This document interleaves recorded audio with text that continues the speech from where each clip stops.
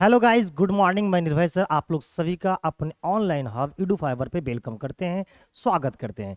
तो मेरे दोस्त, मेरे भाई और मुझे चाहने वाले झारखंड की युवा नौजवान साथी जो झारखंड में सीजीएल का तैयारी कर रहे हैं, जो झारखंड में जेई का तैयारी कर रहे हैं, जो झारखंड में पुलिस का तैयारी कर रहे हैं, जो झारखंड में दरोगा का तैयारी कर रहे हैं, जो झारखंड में मैट्रिक लेवल का तैयारी कर रहे हैं, उनके एग्जामों में आने वाले साइंस का 20 इंपॉर्टेंट क्वेश्चन मैं हमेशा हर एक सेट में लेकर आता हूं।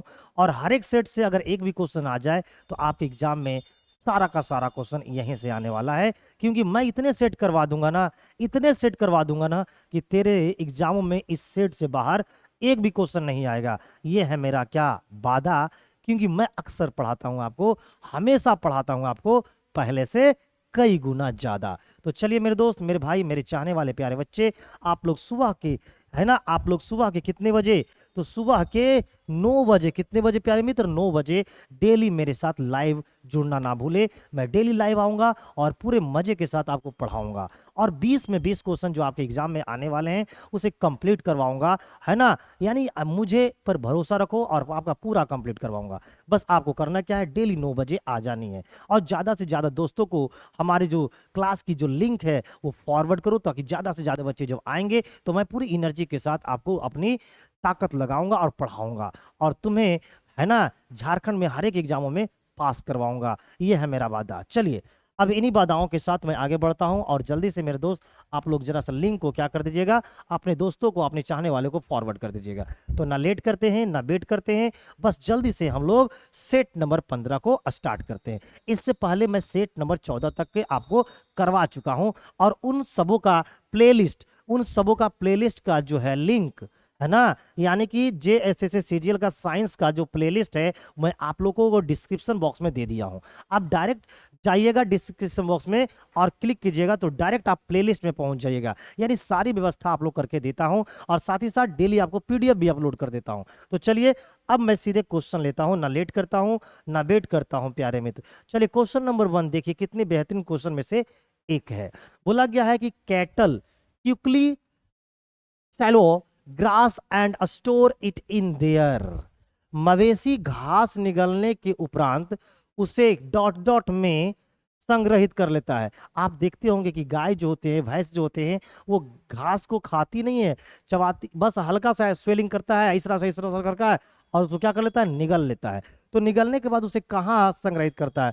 पहला है रूमेन, जिसे हम लोग बोलते हैं प्रथम आमाशय। दूसरा है ईसोफेगस। तीसरा है स्मॉल इंटेस्टाइन यानी कि छोटी आंत। और अगला है स्लैवरी ग्लैंड्स यानी कि लार ग्रंथियां। जल्दी से कमेंट बॉक्स में आंसर देके आपको बताना है कि इस क्वेश्चन नंबर 1 का क्या आंसर है। ये बहुत ही बेहतरीन क्वेश्चन है और ये क्वेश्चन जो है आपके एसएससी का पूछा हुआ क्वेश्चन है मेरे दोस्त, मेरे भाई।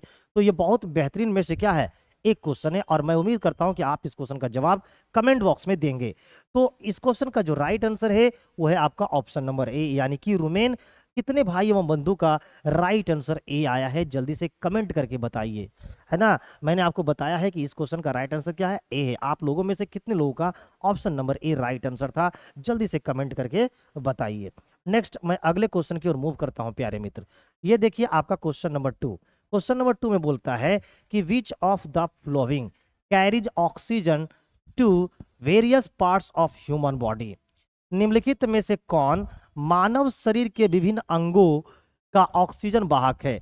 यानी कि ऑक्सीजन वाहक है, यानी कि ऑक्सीजन को क्या करता है, कैरिज करता है, यानी कि ट्रांसपोर्ट करने का काम करता है। कौन करता है? पहला ऑप्शन है रेड ब्लड सेल्स यानी कि लाल रक्त कोशिकाएं, व्हाइट ब्लड सेल यानी कि श्वेत रक्त कोशिकाएं, प्लाज्मा और नर्व्स यानी कि तंत्रिकाएं। आप लोग को सभी को पता है कि इन सबों में अगर हम बात करें तो 2-3 पार्ट जो है वो ब्लड से रिलेटेड है। यानी कि ब्लड में ही कोई ऐसा चीज पाया जाता होगा जो ऑक्सीजन को क्या करता है, carries oxygen to various parts of the human body, यानी कि शरीर के अनेक भागों में पहुंचाने का काम करता है। तो आप लोग को पता है इसमें से कौन करता है, आरबीसी। यही कारण है कि आरबीसी को हम लोग बोलते हैं रेस्पिरेशन पिगमेंट के नाम से जानते हैं, श्वसन रंजक के नाम से जानते हैं। और ब्लड का ब्लड यानी कि रक्त का जो सबसे मेन कंपोनेंट होता है, रक्त का सबसे जो मेन संघटक होते हैं, उसे आरबीसी का नाम कहते हैं। आप लोग जल्दी जल्दी से कमेंट बॉक्स में मुझे ये टाइप करके बताइए कि आरबीसी का जीवन काल कहाँ होता है, जीवन काल कितने दिनों का होता है, यानी कि लाइफ स्पेन कितने दिनों की होती है। साथ ही साथ आप कमेंट में ये भी बताइए कि आरबीसी का दूसरा नाम क्या है, अनदर नेम ऑफ आरबीसी भी बताइए। साथ ही साथ ये बताइए कि क्या आरबीसी में न्यूक्लियस पाई जाती है और आरबीसी का मेन कंपोनेंट का नाम क्या है। इतने क्वेश्चन का जवाब आपको कमेंट बॉक्स में देना है, तब मैं समझूंगा कि आपकी तैयारी जो है वो बहुत ही बेहतरीन चल रही है। नेक्स्ट मैं अगले क्वेश्चन को लूंगा, क्वेश्चन नंबर 3। क्वेश्चन नंबर 3 क्या बोल रहा है कि which of the following function is performed by the kidney in the human body. मानव शरीर के गुर्दे इनमें से कौन सा कार्य करते हैं, बताइए। हमारा किडनी का काम क्या है? पहला ऑप्शन है एक्सक्रीशन यानी कि उत्सर्जन, दूसरा है रेस्पिरेशन, तीसरा है डाइजेशन एंड चौथा है आपको ट्रांसपोर्टेशन। तो आप लोग को मैं बताता हूं कि जो हमारी किडनी है, ये हमारी जो किडनी है, ना ही वो रेस्पिरेशन का हिस्सा होता है, ना ही वो डाइजेशन का हिस्सा होता है, और ना ही वो हमारा ट्रांसपोर्टेशन का हिस्सा होता है। वो हिस्सा किसका होता है प्यारे मित्र? तो आप लोग को बताना है कि सर ये हिस्सा होता है एक्सक्रीशन की यानी कि उत्सर्जन की। ठीक है, तो बहुत ही बेहतरीन क्वेश्चन में से एक है। आप लोग को ये बताना है कि किडनी का स्टडी करना क्या कहलाता है। कमेंट बॉक्स में ये बताइए कि किडनी का स्टडी करना क्या कहलाता है। और अगर किसी व्यक्ति का किडनी खराब हो चुका है तो उसका ब्लड को फिल्टर किस माध्यम से हम लोग करते हैं, ये आपको बताना है ना। किस में बताना है? तो कमेंट बॉक्स में टाइप करके। नेक्स्ट देखिए, इस प्रकार के कुछ आपके लिए विशेष जानकारियां हम लेके आते हैं, हर एक क्वेश्चन में आपको देते हैं। इन जानकारियों को करना क्या है, रात में आपको पीडीएफ तो मिल जाएगी, जैसे ही क्लास खत्म होगी आपको पीडीएफ मिल जाएगा टेलीग्राम चैनल पे। टेलीग्राम का भी लिंक आप लोग को डिस्क्रिप्शन बॉक्स में मैंने दे रखा है, वहां से टेलीग्राम ग्रुप में ऐड हो जाइएगा और जैसे ही क्लास खत्म होगी इसका पीडीएफ आपको मिल जाएगा। और फिर क्या करना, उस पीडीएफ को डाउनलोड करके जब रात में आप सोचने लगिएगा ना, तो एक बार पीडीएफ में जो ये जो बॉक्स में दिया हुआ होता है इसे जरूर पढ़ लीजिएगा, क्योंकि यहाँ से आपके विशेष प्रकार की नॉलेज क्या होंगे, मिलेंगे। नेक्स्ट हम लोग अगला क्वेश्चन नंबर 4 पे आते हैं। क्वेश्चन नंबर 4 क्या बोल रहा है प्यारे मित्र? कहता है the bending of light when it passes around a corner और अ स्लिट इज ड्यू टू, किसकी वजह से होती है? जब प्रकाश किसी किनारे या किसी दरार से गुजरती है तो डॉट डॉट डॉट की वजह से वंचित हो जाती है। किसकी वजह से वंचित हो जाती है, इसके बारे में आपको बताना है। पहला ऑप्शन है रिफ्लेक्शन, दूसरा ऑप्शन है रिफ्रैक्शन, तीसरा है डिफ्रैक्शन, चौथा है टोटल इंटरनल रिफ्लेक्शन। किसकी वजह से होती है? जब प्रकाश की कॉर्नर से, जब किसी प्रकाश किसी कॉर्नर से या स्लिट से पास करती है तो लाइट में एक गुण होती है कि वो क्या कर जाती है, मुड़ जाती है। ऐसा जो मुड़ने की घटना वो किसकी वजह से होती है? तो क्या आपका आंसर आ रहा होगा option A B C D में से क्या आंसर होगा इसका? तो ऑप्शन नंबर सी, यानी कि डिफ्रैक्शन की वजह से क्या होती है, वो वंचित हो जाती है। ठीक है मेरे प्यारे मित्र, इससे रिलेटेड भी आपको मैं बॉक्स लेकर आया हूं, इससे रिलेटेड भी आपको मैं बहुत सारी जानकारियां लेकर आया हूं। ये देखिए आपके पास बॉक्स है, इस बॉक्स में इस क्वेश्चन से रिलेटेड बहुत सारी जानकारियां अवेलेबल है। इन जानकारियों को आपको क्या करना है, रात में सोते समय जरूर पढ़ेंगे ताकि आप दूसरों से है ना आगे निकल जाएंगे। नेक्स्ट क्वेश्चन नंबर 5 देखते हैं, और ये क्या है, लिखा है कि what is the reason for formation of mirage in desert, यानी कि जो मरुस्थल होते हैं, मरुस्थल में मिर्चिका या मृग तिरसा बनने का मुख्य कारण क्या है? बहुत ही बेहतरीन क्वेश्चन है, और ये क्वेश्चन आपको पता है आईएएस का एग्जाम में पूछा हुआ है, यूपीएससी का एग्जाम में पूछा हुआ है। सोच लो, ये इतने बेहतरीन क्वेश्चन है कि यूपीएससी के एग्जाम में पूछे हुए हैं। और बेटा एसएससी की अगर हम बात करें, एसएससी और रेलवे में तो बहुत बार पूछा हुआ है। एसएससी और अगर रेलवे की बात करें तो ये क्वेश्चन बहुत बार पूछा गया है। तो मैं उम्मीद करता हूं कि इस बार आपको जेएसएससी सीजीएल में भी दिखेंगे। तो जल्दी से बताइए इस क्वेश्चन का क्या आंसर होने वाला है। पहला है रिफ्रैक्शन ऑफ लाइट यानी प्रकाश का अपवर्तन, दूसरा है रिफ्लेक्शन ऑफ लाइट यानी प्रकाश का परावर्तन, परावर्तन होगा, यहां पर परावर्तन होगा तो लिख दिया है प्रतिबिंब, परावर्तन। ठीक है प्यारे मित्र, दूसरा है total internal reflection of light, प्रकाश का पूर्ण आंतरिक परावर्तन, और एक है प्रकाश का अपवर्तन तथा पूर्ण आंतरिक परिवर्तन, दोनों। तो याद रखिएगा, जो मृग मरीचिका बनता है यानी कि फॉर्मेशन ऑफ जो मिराज होते हैं डेजर्ट में, वो बनते हैं किसकी वजह से? वो बनती है आपको total internal reflection of light, यानी कि ऑप्शन नंबर है ना C will be the right answer of this question. Next चलिए क्वेश्चन नंबर 6 लेते हैं, और 6 में क्या बोल रहा है, कहता है कि which of the following bonds are weakest, weakest का मतलब क्या होता है, कमजोर इन नेचर। इन 4 बॉन्ड दिया गया है, इन 4 बॉन्ड में से आपको यह बताना है कि कौन सा जो बॉन्ड है वो सबसे कमजोर है। पहला है निम्नलिखित में से सबसे कमजोर बंधक कौन सा है। पहला है सिंगल बॉन्ड यानी कि एकल बॉन्ड, डबल बॉन्ड यानी कि दोहरा बॉन्ड, ट्रिपल बॉन्ड यानी कि तेहरा बॉन्ड, और चौथा हाइड्रोजन बॉन्ड यानी कि हाइड्रोजन बॉन्ड। बताइए कि इन चारों में से अगर सबसे बिकेस्ट है ना, बिकेस्ट बॉन्ड पूछे हम लोग नेचर में कौन है, तो क्या आप जवाब दे पाएंगे? बताइए जल्दी से क्या इसका आंसर राइट होगा। और ये भी क्वेश्चन आपके प्रीवियस एग्जामों का पूछा हुआ है, तो क्या कमेंट में मैं देखना चाहता हूं कि आप लोग का आंसर क्या आ रहा है। जल्दी से कमेंट कर दो मेरे प्यारे मित्र, मेरे चाहने वाले प्यारे बच्चे, जल्दी से, नो लेट नो वेट, जल्दी से कमेंट करके बताइए कि क्वेश्चन नंबर 6 का आंसर क्या होगा। जी हाँ, इसका जो राइट आंसर है वो आपका क्या है, हाइड्रोजन बॉन्ड। हाइड्रोजन बॉन्ड जो होते हैं वो बहुत ही कमजोर बॉन्ड होते हैं। ठीक है प्यारे मित्र, तो मैं चलता हूं अगले क्वेश्चन की ओर और अगले क्वेश्चन को बर्बाद कर देता हूं। क्वेश्चन नंबर 7 में हम बढ़ेंगे, लेकिन 7 से पहले उसी तरीके से आपके लिए मैं इस क्वेश्चन से रिलेटेड बहुत सारी जानकारियां लिख कर लाया हूं। आपको क्या करना है, इन्हें पढ़ लेनी है। क्वेश्चन नंबर हम लोग लेंगे कितना, नंबर 7।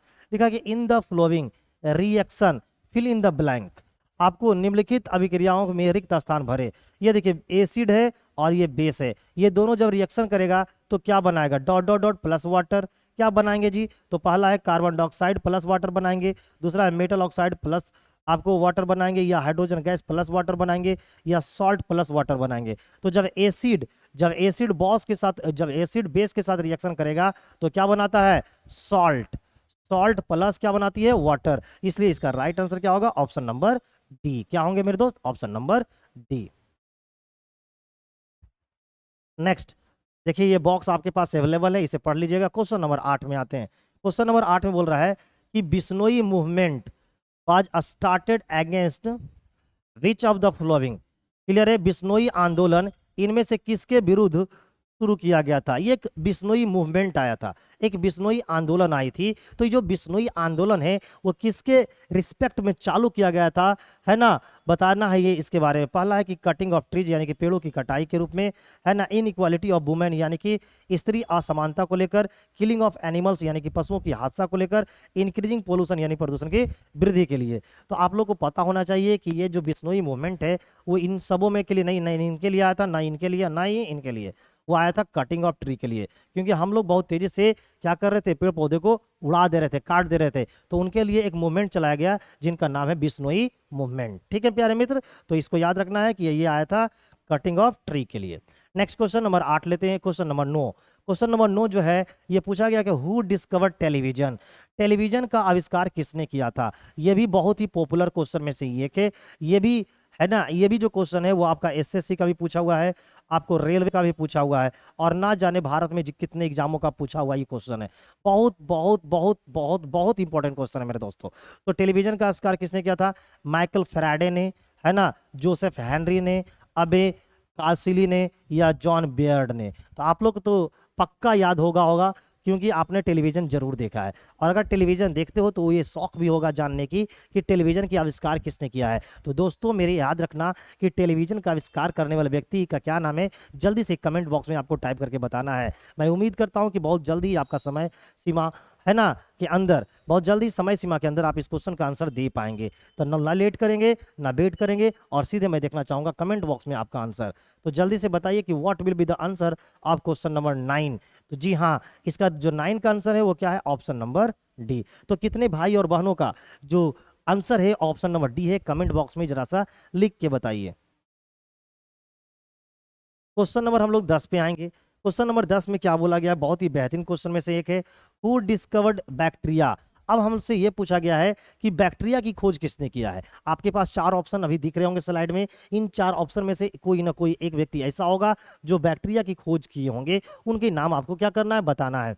जीवाणु की खोज किसने की थी। पहला ऑप्शन है एंटोनी वन लीवेनहॉक किए थे, दूसरा है रॉबर्ट ब्राउन, तीसरा है रॉबर्ट हुक, चौथा है रॉबर्ट कोच। जल्दी से बताइए मेरे दोस्त, मेरे भाई, मेरे चाहने वाले प्यारे बच्चे कि जो जीवाणु है इसकी खोज किसने किया था। मुझे उम्मीद है कि आप इसका आंसर बिल्कुल जानते होंगे, क्योंकि बचपन में आपने क्लास 8 में, है ना, सेल नाम का एक चैप्टर भी पढ़े होंगे, है ना, आपने माइक्रोब्स भी पढ़ा होगा, जीवाणु, विषाणु, है ना, वायरस के बारे में पढ़े होंगे। तो जल्दी से बताइए कि इसका राइट आंसर क्या है। इसका राइट आंसर जो है मेरे दोस्त वो है ऑप्शन नंबर ए, यानी कि एंटोनी वन लीवेनहॉक। इन्होंने जीवाणु की खोज किए थे। तो मुझे याद है और आपको भी याद होनी चाहिए, तभी जाकर झारखंड में सीजीएल जैसे एग्जाम को हम लोग क्या कर पाएंगे, क्रैक कर पाएंगे।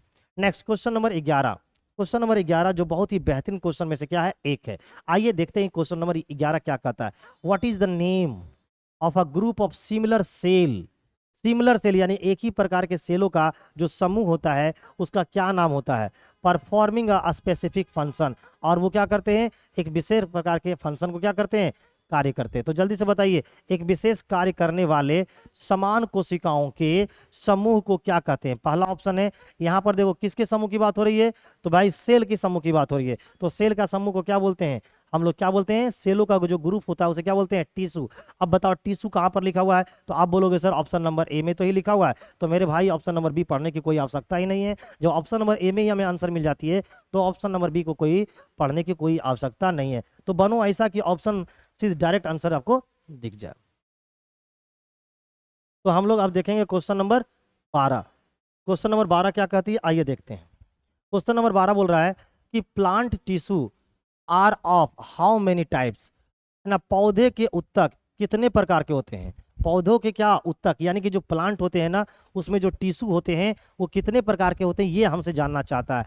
तो प्लांट में टिश्यू कितने प्रकार के हैं, ऑप्शन पहला है 3, बी में है 2, सी में है 5 और डी में है 6। जल्दी से बताइए कमेंट करके मेरे दोस्त, मेरे भाई और मेरे चाहने वाले झारखंड के युवा नौजवान साथी, जल्दी जल्दी से बताइए कि प्लांट में कितने प्रकार के टिश्यू पाए जाते हैं। तो मेरे दोस्त मैं आपको बताना चाहता हूं कि पौधों में जो पाए जाने वाले टिश्यू होती है वो 3 प्रकार की होती है। यानी इस क्वेश्चन का जो राइट आंसर है वो आपका क्या होंगे, option number A will be the right answer.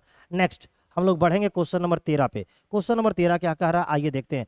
It is difficult to fix, क्या बोला गया, it is difficult to fix a nail on a firmly suspended wooden frame which law support this statement। कहा क्या, स्वतंत्र रूप से लटके हुए लकड़ी के एक ढांचे में कील ठोकना कठिन होता है। जैसे स्वतंत्र रूप से लटका हुआ ये क्या है, मार्कर है, और इसमें कोई कील ठोकोगे तो कील जल्दी ठोकाएगा नहीं। क्यों, क्योंकि इसको इधर से सपोर्ट मिल नहीं रहा है। जब तक सपोर्ट नहीं मिलेगा कील इसमें जाएगी नहीं। तो बोलता है क्यों ठोकना कठिन होता है, इसका रीजन आपको बताना है। कठिन होता है, कौन सा नियम इस कथन का समर्थन करता है। कौन सा नियम, यानी कि 4 गो नियम आपके दिए गए हैं, इन चारों में से कौन सा जो नियम है वो इस कथन का क्या करता है, समर्थन करता है। पहला है लॉ ऑफ इनर्शिया यानी कि जड़त्व का नियम, दूसरा है न्यूटन सेकेंड लॉ यानी न्यूटन का दूसरा नियम, तीसरा है न्यूटन थर्ड लॉ यानी न्यूटन का तीसरा नियम, चौथा है पास्कल्स लॉ यानी कि पास्कल्स का नियम। कौन सा लॉ काम करेगा मेरे दोस्तों, 4 ऑप्शन आपके पास दिए हैं और ये क्वेश्चन है और आपके पास पर्याप्त समय है। ना लेट करिए ना वेट कीजिए, जल्दी से कमेंट बॉक्स में आंसर को टाइप कीजिए, है ना। तो अगर आप टाइप कीजिएगा तो आपका आंसर क्या होना चाहिए, ऑप्शन नंबर सी। तो समझना है कि ये सही है, और अगर इसके अलावा भी कुछ टाइप करते हैं तो समझ जाइएगा आपका ऑप्शन क्या है, गलत है। ठीक है प्यारे मित्र, तो अब आगे बढ़ता हूं और क्वेश्चन नंबर लेता हूं क्या, 14।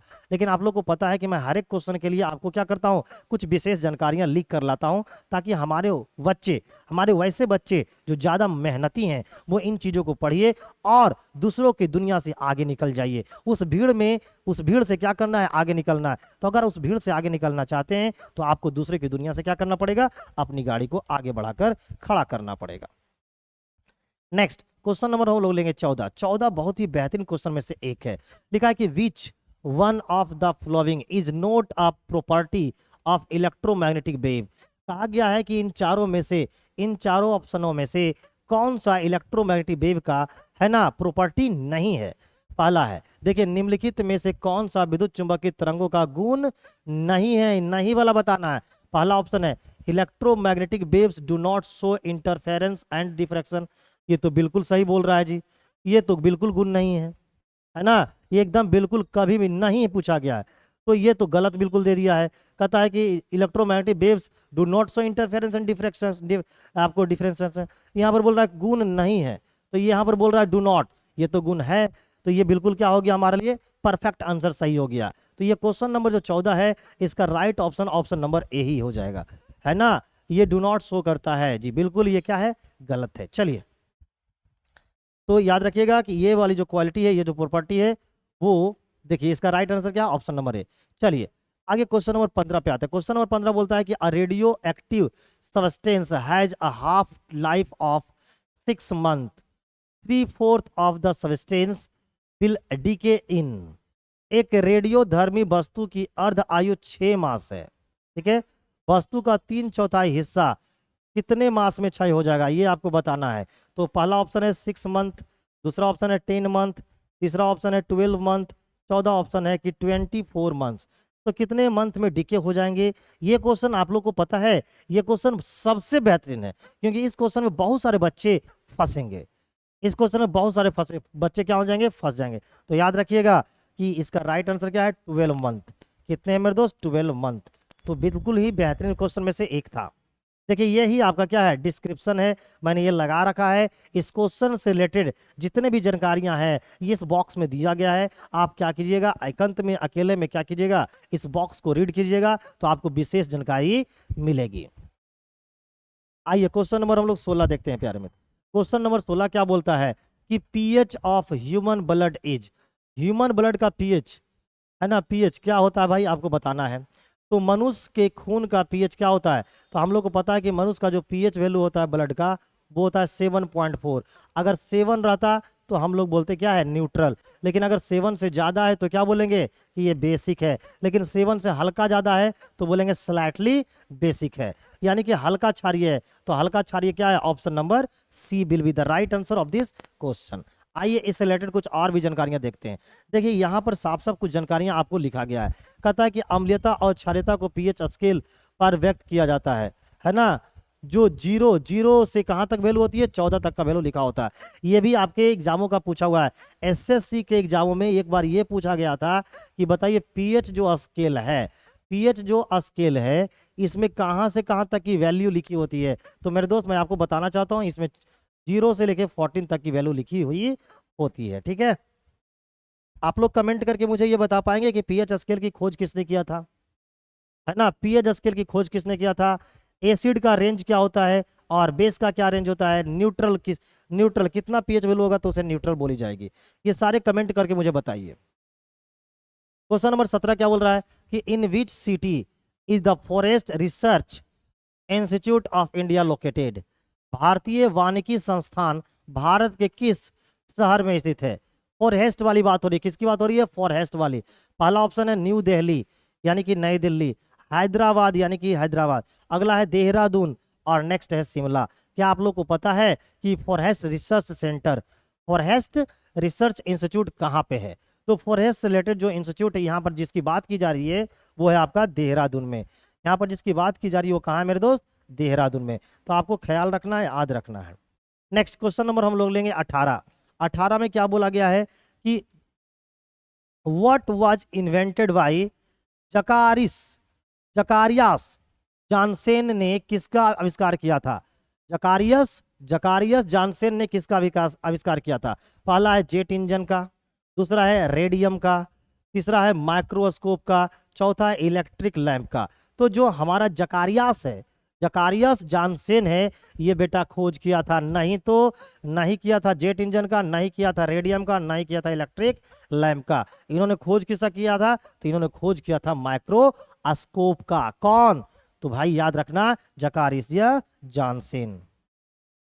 Next question number 19। Question number 19 बहुत ही बेहतरीन क्वेश्चन में से एक है। लिखा है कि which of the following is the most abundant metal on earth crust.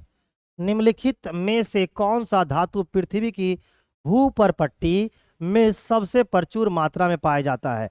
कौन पाया जाता है, इन 4 ऑप्शनों में से आपको जवाब दे देना है। पहला ऑप्शन है मैग्नीशियम, दूसरा ऑप्शन है आयरन, तीसरा ऑप्शन है कॉपर और चौथा है एल्यूमिनियम। तो बताइए इन चारों में से कौन सा सबसे ज्यादा मात्रा में अर्थ क्रस्ट पर पाए जाते हैं। आप लोग सभी को पता होगा, है ना। ये चीज आपको 2 जगह पढ़ना है, एक तो ज्योग्राफी में पढ़नी है और एक आपको केमिस्ट्री में पढ़नी है। तो अगर इसका आंसर देखे प्यारे मित्र तो इसका राइट आंसर क्या होगा, एल्यूमिनियम।